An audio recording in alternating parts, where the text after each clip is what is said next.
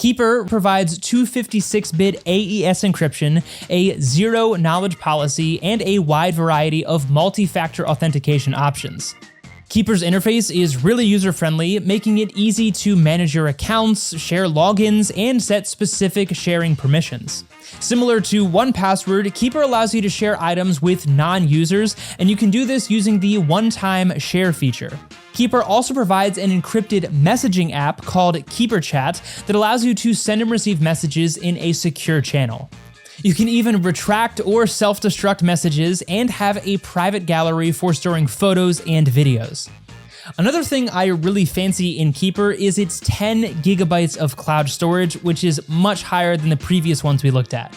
Most password managers offer anywhere from 1 to 3 gigabytes of cloud storage, so it's impressive that they're able to offer 10 gigabytes of storage on Keeper.